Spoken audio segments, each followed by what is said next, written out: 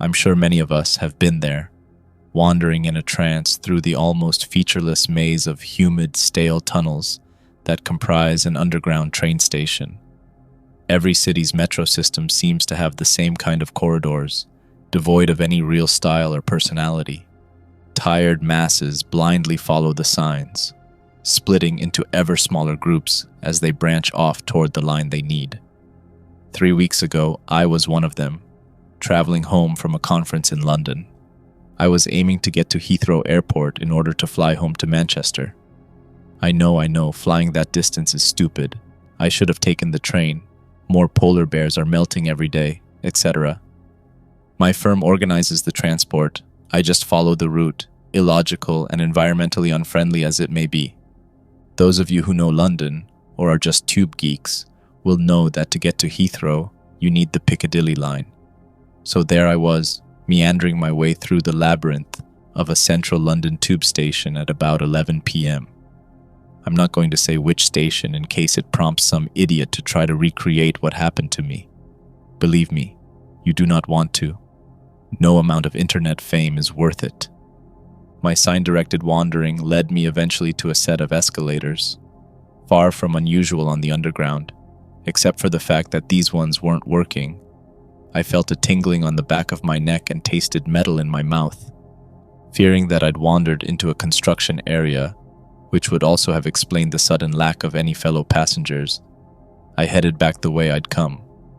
I walked for what felt like 10 minutes, but didn't reach the central tunnel I'd branched off from. Those places always did get me turned around so very easily, though. I should have realized at that point that something was very wrong, but I was tired after spending all day rabbiting on about exchange rates and currency derivatives and just wanted to get going. I rationalized the situation. If I wasn't meant to go that way, there'd have been a massive no entry sign or something. Deluding myself, I made the worst decision of my life. I turned around once again and followed the signs back to the escalator. You're probably thinking, all that evidence of something amiss and still you carried on? What an idiot. Go ahead. You're not thinking anything I haven't, hundreds of times over. Back to the escalator I went and descended it one careful step at a time. The advertising panels were empty. Some of the frames were unclipped, and I had to brush them out of the way. Even more worryingly, metallic groaning and clicking echoed through the shaft every time I took a step. Eventually, however, I reached the platform at the bottom. It was, as far as I could see, empty. That in itself wouldn't have bothered me. It was late, but not late enough that the scramble for the last trains had begun. But what with the dead escalator and the tunnel labyrinth, I was pretty worked up by this point. You're getting overexcited, Hannah, I told myself. Someone will see me on CCTV and come grab me if I shouldn't be here, I muttered to myself. Yeah, they wouldn't let random people wander restricted areas. I looked up for the next train's board. There wasn't one, I don't know why, but that simple fact was the clincher. I definitely shouldn't be here. I'd taken a wrong turn and ended up on one of those abandoned platforms they use for filming. But if that were true, why was it completely lit? It looked for all intents and purposes like a regular tube platform, apart from the lack of a countdown board, of course. But I couldn't ignore the tingling feeling that had begun to spread from my neck to my chest. My primal instincts saying, time to leave, even if I did have to climb Mount Escalator in the process. However, as I reached the little corridor leading to the way out, the air in the station moved. A warm breeze and a soft, whirring, purring noise came from the tunnel mouth behind me. A train. Maybe the platforms were in use after all, and the exhaustion was just getting to me. I turned around to see a comfortingly normal-looking white train rush out of the tunnel and glide to a stop. I ran for the door, flinging myself and my overnight bag through the door before they slid closed. Please mind the gap between the train and the platform, the synthesized female announcer said. There was a few seconds silence. This train is faux. The announcement dissolved into garbled noise, like someone spooling through an old cassette tape at high speed. Shit. It's okay. These things are ancient. "It's just broken," I said to myself, not at all convinced. I had the carriage to myself. I wasn't sure whether that made me feel better or worse. The next couple of minutes passed in total normality as we hurtled through the dark. I relaxed into my seat, gradually unwinding the tight knot in my stomach. That knot began to tighten again for every further minute we spent in darkness. Surely we should have stopped at a station by now. How long had it been? 5 minutes? 10?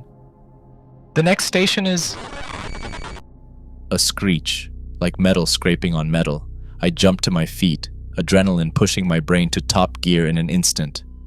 Grasping wildly at something, anything to do, I jabbed my finger at the push-to-contact driver button next to the doors. No response. The little light around the button wasn't lit either. None of them were. I reached up to pull on the emergency stop lever, but caught myself just in time. "Bad idea," I said to myself. "We'll be stuck down here if I do that." After a second of panic-accelerated thought, I plumped for what seemed like the sanest move at the time.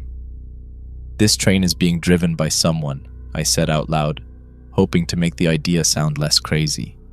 "I'll just walk through the train and bash on the door until they hear me." Of course, walking through a London tube train involves traversing the doors between carriages. Doors that are plastered with signs that portend various grave consequences for doing so while the train is moving. Pulling myself together, I grasped the metal handle with my by now very sweaty hands and wrenched it upwards. The door swung slightly open under the air pressure, and the sudden movement caused me to fall back onto the hard carriage floor. After picking myself up, I repeated the procedure with a little more finesse on the other carriage's door and made a running leap from one to the next. "See?" I told nobody as I landed on all fours. "Easy." At that moment, the darkness outside faded slightly, and I realized that we'd pulled into a station. At last, I looked up at the doors as they opened, aiming to see where we were. What I saw instead made me vomit on the spot. The station platform was littered, no, carpeted, with the dead. Many sat against the walls. Most simply lay spread-eagled on the floor. Their skin was various leathery shades of yellow, gray, and brown. Rotten eyes stared back at me from lolling heads. One corpse seemed to be reaching up toward me. I tried to rationalize the situation. It's a film set or some sick prank but within seconds, all rationality was consumed by a mixture of disgust and terror, and I could do nothing but stare out at the grisly scene. The worst part was the smell, a sickly sweet yet acrid stench that makes me sick to even remember. I could see down one of the way-out tunnels. It was similarly full of people who had seemingly died down here. In amongst them were discarded bottles and food packets, and some of the bodies seemed to be wrapped in blankets. I don't know how long the train waited in that station, but at some point the doors closed, and we were once again in motion through the featureless dark. I slowly stood up and let my eyes wander the empty carriage as I tried to control my ragged breathing. Suddenly filled with an insane resolve to discover the truth, I wrenched the next intercarriage door handle up and it broke clean off in my hand.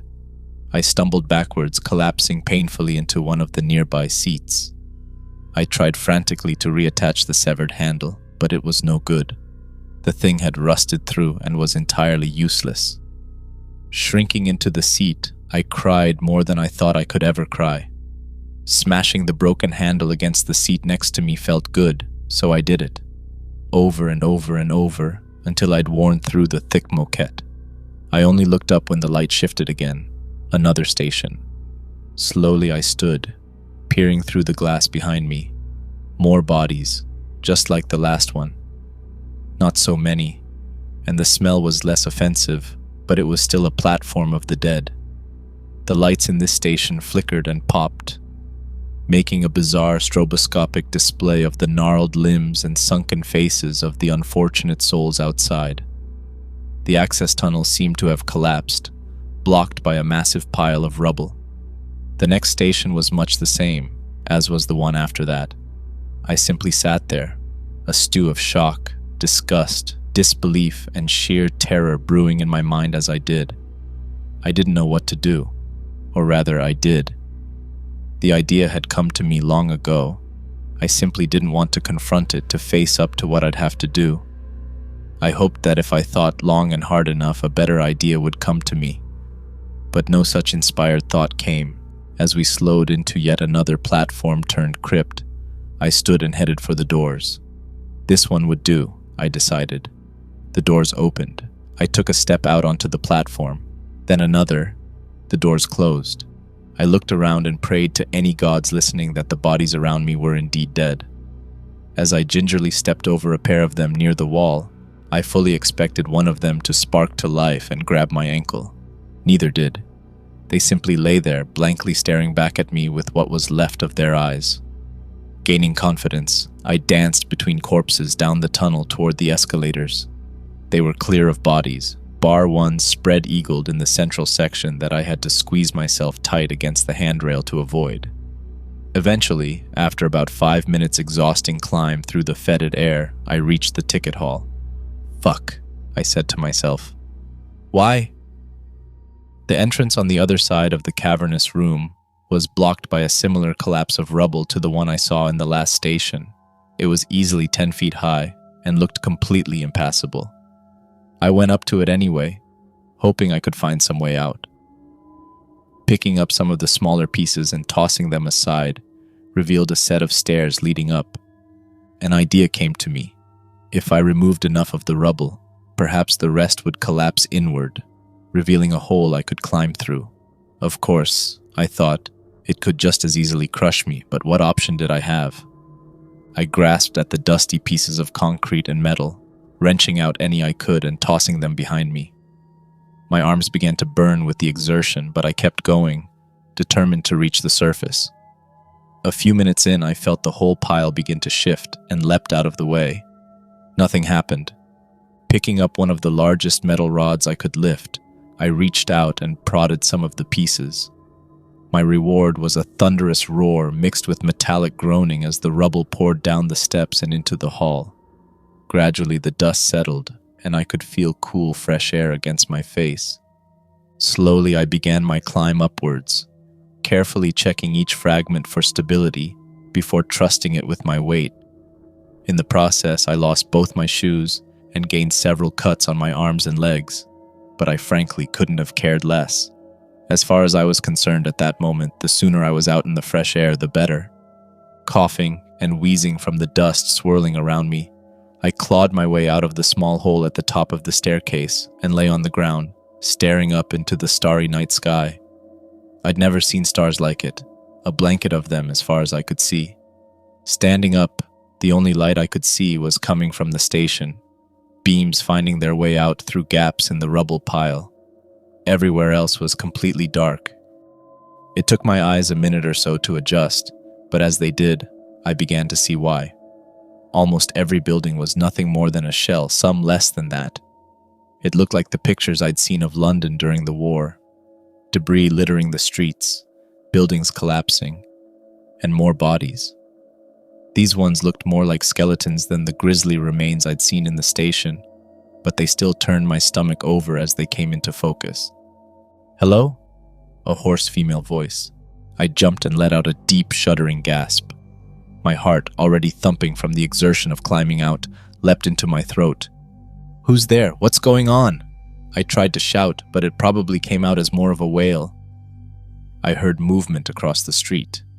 Slowly, a thin shape shuffled out of the darkness toward me. I looked around for something I could use as a weapon, settling on the least worst option, a concrete slab with a sharp broken edge. As the shape came into the pools of light cast from the station entrance, I saw that it was a girl, a teenager probably. Her hair was long and matted, almost draping on the ground. "Hello?" she repeated. "Did you come here?" She spoke slowly and carefully, like a child unsure of their words. "What?" I snapped back, winding myself up to strike the moment she turned into a monster or something. I'd seen horror movies. I knew how this'd go, except it didn't. She simply sat on the ground next to me and looked up, seemingly inviting me to do the same. Gradually, I sat beside her, with enough distance between us to give me time to defend myself should I need it. The concrete slab remained tightly grasped in my hands. "You came here, didn't you?" the girl said. She spoke almost as if her mind were elsewhere. I was trying to catch a train," I said. "I need to get back. I need to get home." "You shouldn't have done that." "What? Get on the train? What are you talking about?" "No," the girl replied, turning to face me for the first time. "Unblock the stairs." A new wave of fear gripped me, and ice-cold shocks ran up and down my spine. "Why not? There's nothing in there but bodies." "Exactly." A fresh chill gripped my spine. I was about to ask why, but before I could, the girl was on her feet looking around. "Come," she said. "Why? I'm not going anywhere until you tell me what in the name of fucking sanity is going on." The girl didn't reply, simply pointed behind me down the street. I turned, and could just make out what looked like the silhouette of a person in the blackness, standing with their arms strangely held away from their body. "Used to be," the girl whispered. "The hell is a yus? Wait, used to be? Used to be? Used to be what?" "Us." The thing began taking long, loping strides towards us, and the young girl grabbed my arm and dragged me along behind her. For someone so small, she could really move. My feet quickly grew sore, but I didn't stop. I never even looked back, afraid that if I did, I'd see some hell-spawned creature inches from my face. After running for about 5 minutes, the girl dragged me into some kind of park and rested a large metal grate across the hole in the fence. "The girl began, taking large heaving breaths between words. "They starve, they collapse, no living, no dead." "What?" I said for what felt like the 100th time in an hour. "They what? Eat the dead?" "No, it's as I said. No living, they starve. No dead, they collapse. Second is easier." Curiosity was beginning to get the better of me. "I don't understand. What are they? Used to be us, used to be friend, used to be family, but stayed too close to the pits too long and what they used to be melted away. Then they melt away. So they have to fix it." I vomited, hacking and spluttering up what was left in my aching stomach. The girl's strange words had just clicked in my mind. "They use bodies to repair themselves?" "Yes," the girl said, seemingly happy that I had understood. I could vaguely see a smile on her face. "Hide the dead, stop the used to be." I wouldn't worry about them getting into that station. I had to crawl and squeeze through. No zombie is getting in there. "They specialize," the girl pointed across the road junction next to the park. In the faint moonlight, I could see a large, hulking figure slowly stumbling toward where we'd come from. It looked to be an incredibly large man, the entire right side of his upper body given over to a massive club-like appendage that caused him to stoop and sway under its weight. "It's going to smash its way through," I whispered. "We're hundreds of them. That's the first I've seen in a long time. What the actual fuck happened here?" "Big Naomi says bombs." "Big who? Are there other people here other than you?" "Big Naomi, Mother, Little Naomi, me. Not here anymore." "I'm sorry," I said, unsure of exactly what to make of the insane situation. "Bombs? Long ago, red bombs that split the sky." Naomi walked over to what remained of a bench, under which was hidden a small bundle of things. She retrieved a piece of paper and gave it to me. It was a newspaper, a copy of the Times. The headline read, "This is the way the world ends. Further Soviet atomic strikes turn New York, Washington, D.C., Detroit, Miami, Houston, and L.A. to contaminated ruins." The date on the paper was September 27, 1983. I didn't know what to make of it. Obviously, the world hadn't ended in nuclear fire in 1983, but this certainly looked like an apocalypse. After that, the bombs came here. I sat down on the skeleton of a bench. How had I got here? The world couldn't have ended in the time it took me to get underground. And anyway, this paper said 1983. I was born in 1985. How could the world have ended before I was born? Unless A different world? Naomi? Little Naomi, the girl replied, insistent. Little Naomi, then. You said that you knew I came here. From somewhere else.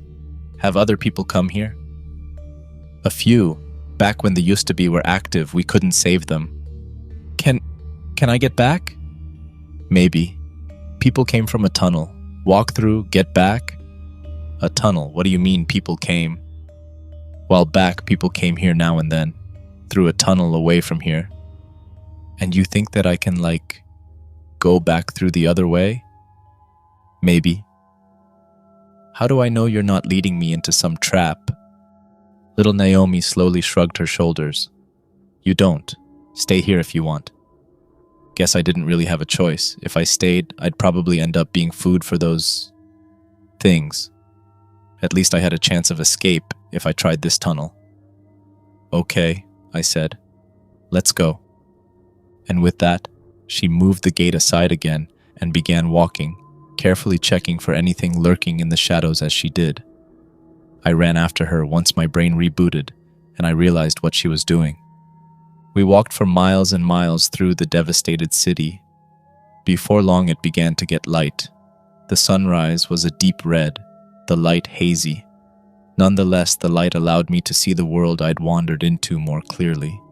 Everywhere, buildings had been all but leveled. Vehicles lay burned out and mangled at the side of the road. Some were empty, some had skeletal bodies slumped against doors and windows. Dust and debris fragments danced in the air as the early morning wind whistled through empty window frames. We didn't encounter another living thing on our journey, although I could hear vague scraping and shuffling noises from time to time.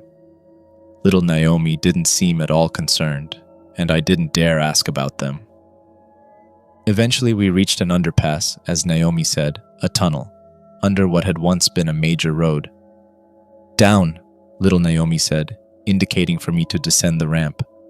At the bottom was a body. It didn't bother me. I'd become almost used to the sight and smell of death, except I noticed as I got closer. This one was weird. It wasn't rotten like the others, and it just looked wrong. Its face was mostly just a single flap of skin, with ragged holes stabbed through for its eyes and mouth. Its jaw didn't really exist. It just had a large gaping hole for a mouth. Dead, Naomi said, as if to reassure me. Used to be, but dead. How can you be sure? I killed it little time ago. Tried to save people who came, but didn't. Oh. We continued around the 180-degree bend and down another ramp further into the underpass. A couple more of those things were slumped against the wall, each with their own distinct, disgusting features. One had massive bony spikes for arms. Did little Naomi fight that too? There, Naomi said, pointing down the tunnel. I could see the light at the other side, but the wan morning light wasn't enough to illuminate the whole passage. There were some skeletal remains scattered in the middle, but nothing that looked like a portal, I guess. What am I looking for? Don't know. People came from here. Maybe you can get back? Just looks like an underpass to me, little Naomi. I don't know what I expected to see. I hadn't seen anything weird on my way here. Come to think of it, I'm still not sure exactly at which point I actually crossed over. But then, as I took a few careful steps forward, I felt something. A tingling on the back of my neck, like someone holding a balloon they'd rubbed on their jumper near your skin. And I could taste metal, just like I had when I first looked down that broken escalator. I turned to little Naomi. I think you're right. It feels weird. Weird? Yeah, come stand here next to me. I felt happy for the first time in what felt like forever. Maybe, just maybe, I could get out. And I wasn't leaving this poor girl to die in this hellscape either. No, she shook her head vigorously. It's okay. I didn't feel anything at all when I came here. Nothing at all. No! Little Naomi screamed, the first time I'd seen her show real emotion. I can't leave. What are you? The words died in my throat as I saw the creature slumped against the back wall, the one with the horrifying bony arms, stir slightly. Little Naomi, come towards me, slowly. Don't look around." She completely ignored my instructions, instead pulling a makeshift blade out of her pocket and spinning around. As she did so, the creature heaved itself up to face her, although I suppose that's not quite the right saying, seeing as this thing had no face to speak of, just a wrinkled mass of flesh atop its neck. It lunged forward with one of its spikes, but I managed to pull little Naomi back and out of danger. The thing overbalanced and came crashing down onto the ground with a wet thud. "Please, no, let me go!" she shouted, writhing about frantically as I slowly pulled us backwards, away from the ungainly creature. It stopped and raised its sharp spikes in preparation to strike. This was my chance. I picked little Naomi up and tried to cradle her in my arms, but she scratched at my skin and screamed so loudly my ears rang. "Leave me!" she shouted, trying to spin herself out of my grip. "Look, I'm trying to help. I'm not leaving you here," I said, keeping both eyes fixed on the creature, which was beginning to push itself upright again. I felt a sharp pain in my shoulder and realized that the girl had bitten me. This time, I was the one who shouted, "For fuck's sake, stop!" Turning my back to the monster, I picked little Naomi up by one arm and one leg and half carried, half dragged her down the corridor. As I did so, the strange tingling metallic feeling got stronger and stronger until suddenly, the feeling evaporated. I spun around. Nothing. No monster, no bodies. Little Naomi screamed. I looked down, and what I saw will haunt every dream I ever have. Her skin was boiling, disintegrating before my eyes. I panicked and put her down. "Couldn't leave," the girl sputtered in between coughing up mouthfuls of blood. "All changed. The bones. Those who'd gone before. Imposs." The last word remained unsaid, as little Naomi's eyes rolled back into their sockets and she ceased moving. I stood there, staring at the unfortunate girl's remains for a long time. I tried to save her. I thought I was saving her. I should have listened. Perhaps it was better this way, I told myself. She was only going to die alone in a world full of monsters. It was a lie, of course. I'd murdered little Naomi. I'd caused her to die screaming in an alien world, looking up at the face of her killer. For some reason, people from that place couldn't pass through the portals, I'm going to call them, or couldn't live in our world, something like that. A while later, after reliving the events night after night in my dreams, I figured that the bones in the tunnel must have been those of people who'd tried to escape before, and then run back through, hoping that the burning would stop. I don't remember much after that. I was apparently picked up by the police, having been wandering the streets of suburban London, muttering about murder and monsters. After I was found to be physically unharmed beyond some cuts and bruises, I was evaluated by a psychiatrist who concluded that I must have been dosed with some form of hallucinogen as a date rape attempt. I went along with it.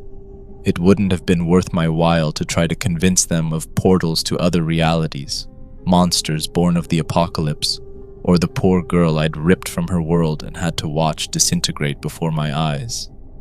For days afterwards, I constantly checked the London news, expecting a front-page story about the discovery of a mangled body in an underpass. I mean, it's not exactly something people would miss. When no such news came, I checked what I thought to be the area I'd come out on Google Street View.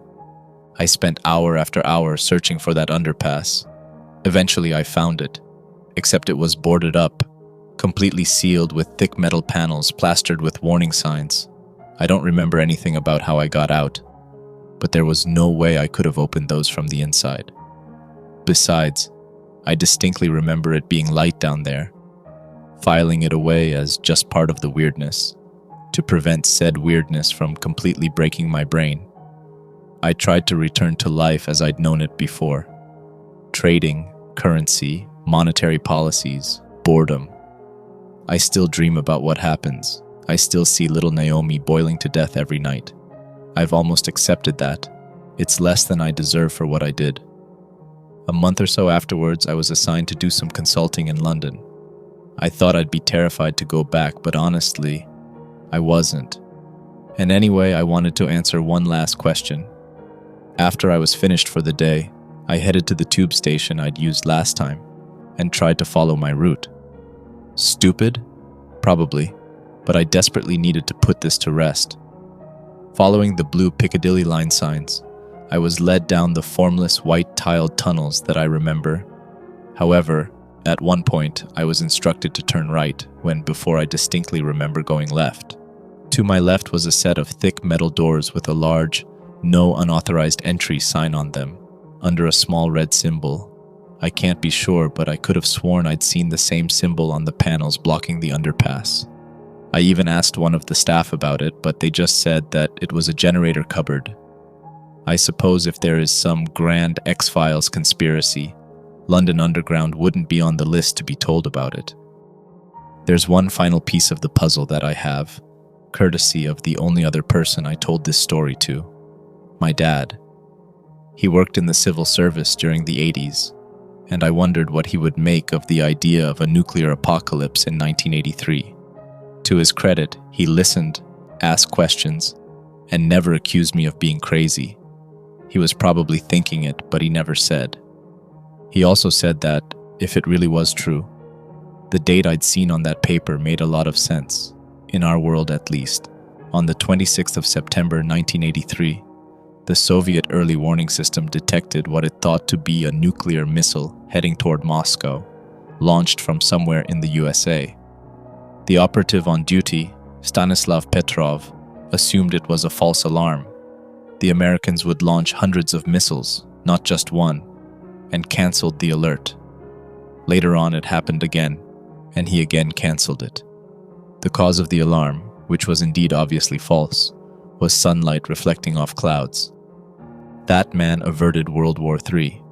Perhaps, in little Naomi's world, Stanislav wasn't on duty that night.